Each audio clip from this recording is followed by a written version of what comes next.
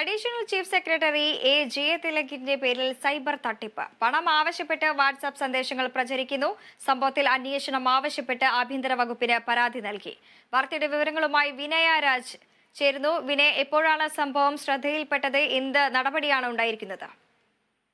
വൃന്ദ, ഇന്ന് വൈകിട്ടാണ് ധനകാര്യ വകുപ്പിലെ അഡീഷണൽ ചീഫ് സെക്രട്ടറി ആയിട്ടുള്ള എ ജയതിലക് ഈ ആഭ്യന്തര വകുപ്പിന് ഒരു പരാതി നൽകിയിരിക്കുന്നത്. പ്രധാനമായും ഈ പരാതിയിൽ അദ്ദേഹം പറയുന്ന കാര്യം, ഈ കുറച്ചു ദിവസമായി തന്റെ പേരിൽ വ്യാജ നമ്പറുകളിലും മറ്റും ഉപയോഗിച്ച് ധനകാര്യ വകുപ്പിലെ ചില ഉദ്യോഗസ്ഥർക്ക് സന്ദേശങ്ങളും കോളുകളും മറ്റും ലഭിക്കുന്നുണ്ട്. ഈ സന്ദേശങ്ങളിലും കോളുകളിലും പ്രധാനമായും വ്യക്തമാക്കുന്ന ഒരു കാര്യം, താൻ അവശ്യ നിലയിൽ കഴിയുകയാണ്, പണത്തിന് ഇപ്പോൾ ആവശ്യമുണ്ട്, അതുകൊണ്ട് തന്നെ സഹായിക്കണമെന്ന് ആവശ്യപ്പെട്ടുകൊണ്ടുള്ള മെസ്സേജുകളും കോളുകളുമാണ് ഈ ധനകാര്യ വകുപ്പിലെ തന്നെ ചില ഉദ്യോഗസ്ഥർക്ക് ലഭിക്കുന്നത്. അത് തന്നെ ശ്രദ്ധയിൽപ്പെട്ടിട്ടുണ്ട് എന്നടക്കം ഇപ്പോൾ അദ്ദേഹം വ്യക്തമാക്കുന്നുണ്ട്.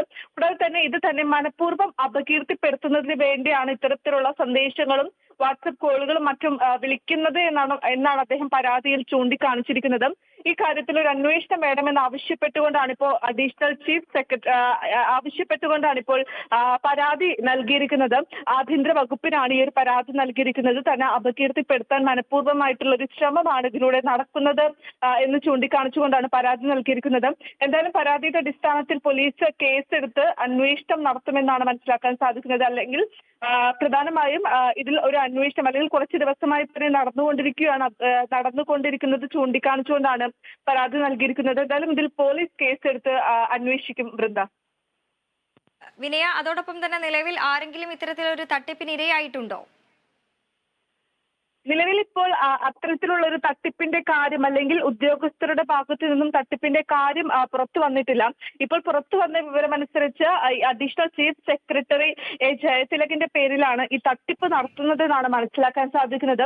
കുറച്ച് ദിവസമായി തന്നെ ഇത് അദ്ദേഹത്തിന്റെ ശ്രദ്ധയിൽ പെട്ടിട്ടുണ്ടായിരുന്നു. ഈ കാര്യങ്ങൾ കൂടുതൽ വഷളാവുന്ന ഒരു സാഹചര്യത്തിലാണ് ഇപ്പോൾ പരാതിയുമായി അദ്ദേഹം രംഗത്തെത്തിയിരിക്കുന്നത്.